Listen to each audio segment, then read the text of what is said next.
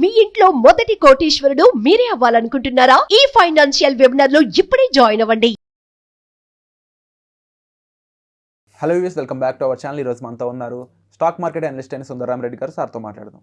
నమస్కారం సార్. నమస్తే sir. Sir, tax అనేది ఇండియాలో ఎప్పుడు కూడా ఒక పెద్ద న్యూస్ క్రియేట్ చేస్తూ ఉంటుంది. బిఫోర్ దిస్ మనకి జిఎస్టీ అనేది క్రియేట్ అయ్యి మనకు అది వచ్చినప్పుడు ఆ న్యూస్ ఎంతకాలం రచ్చ చేసిందో చూడవచ్చు. ఇది మొత్తం ట్యాక్స్ అని తీసేసి ఒకటే ట్యాక్స్ చేసాము, అందులో మళ్ళీ స్టేటు సెంట్రల్ సపరేట్గా ఉంటాయని చెప్పారు. అయితే ఇప్పుడు సోషల్ మీడియాలో హల్చల్ చేస్తున్న లేటెస్ట్ న్యూస్ ఏంటి అంటే ఇన్హెరిటెన్స్ ట్యాక్స్. కొంతమంది చచ్చిపోయిన వాళ్ళ మీద ట్యాక్స్ ఏంటి అని వెటకరంగా మాట్లాడుతుంటే, మరి కొంతమంది నా ఆస్తి నాకు ఇవ్వట్రా అన్నట్టు క్వశ్చన్ చేస్తూ ఉన్నారు.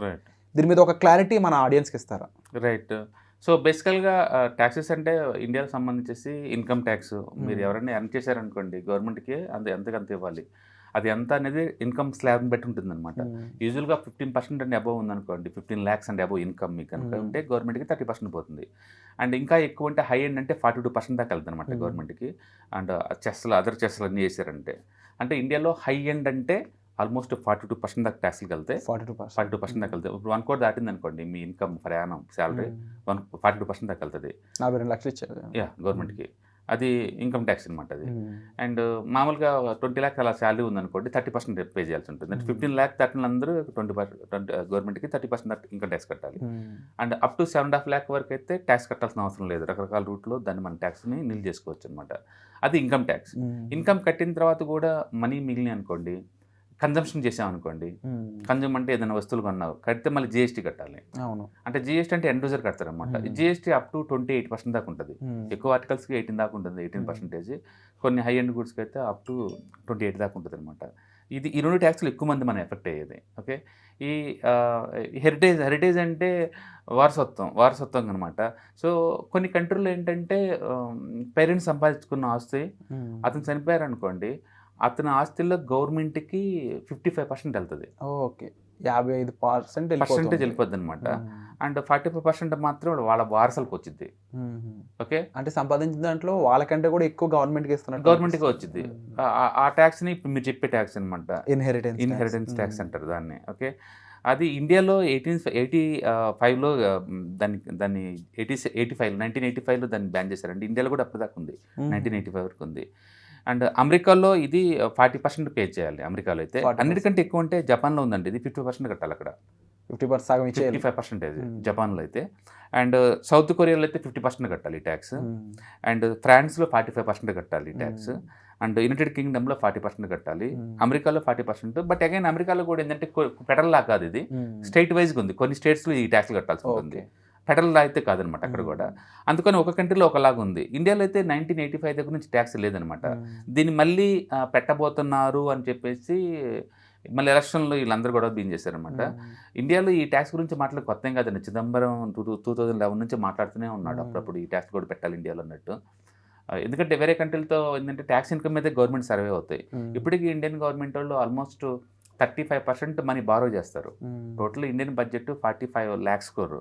అందులో 30% బారోయింగ్ మీద నడుస్తుంది ఇప్పుడు గవర్నమెంట్ కూడా. అంటే జిఎస్టీ నుంచి ఇయర్లీ 18 lakhs crore వస్తున్నా, 18 lakhs crore.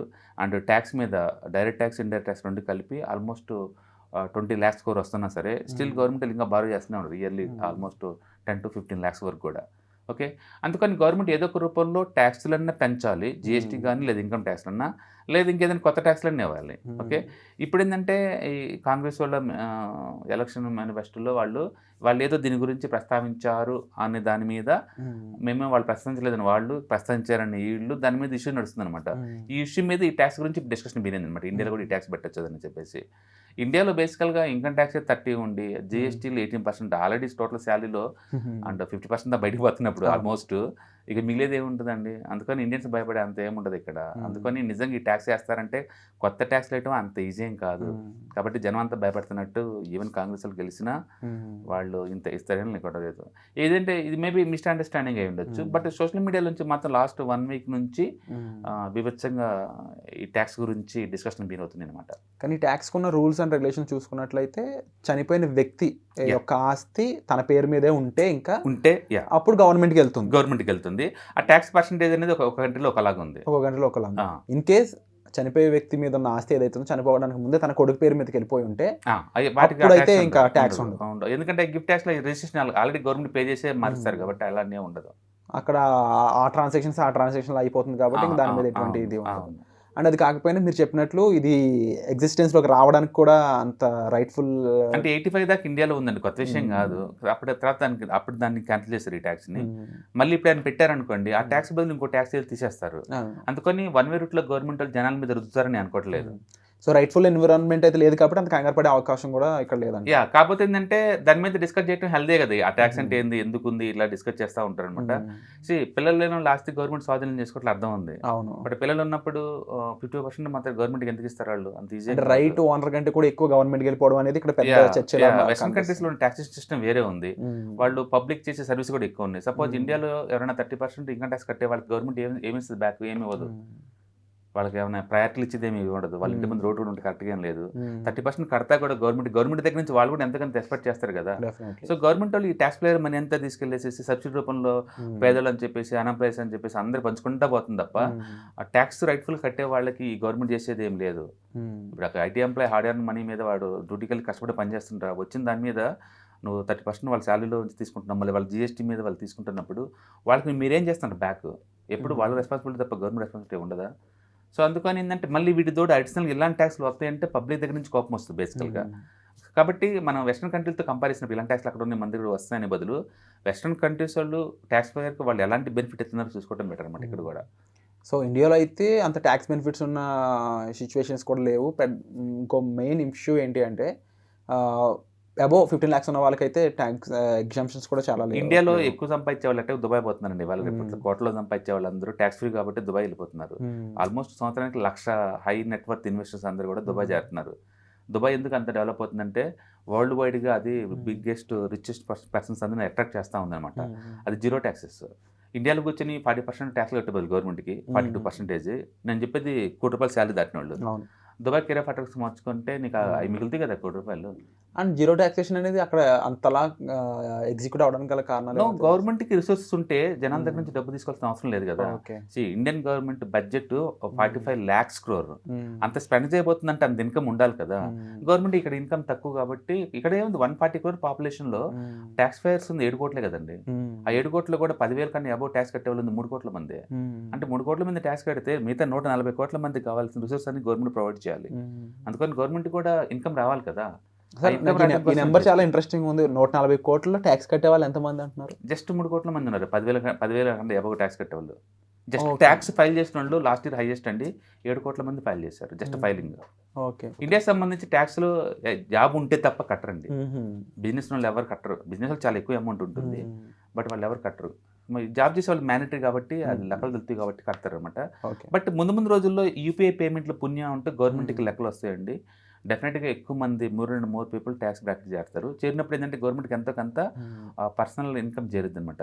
ఈ సంవత్సరం హైయెస్ట్గా 25% పర్సనల్ ఇన్కమ్ ట్యాక్స్ మనీ జరిగింది గవర్నమెంట్కి.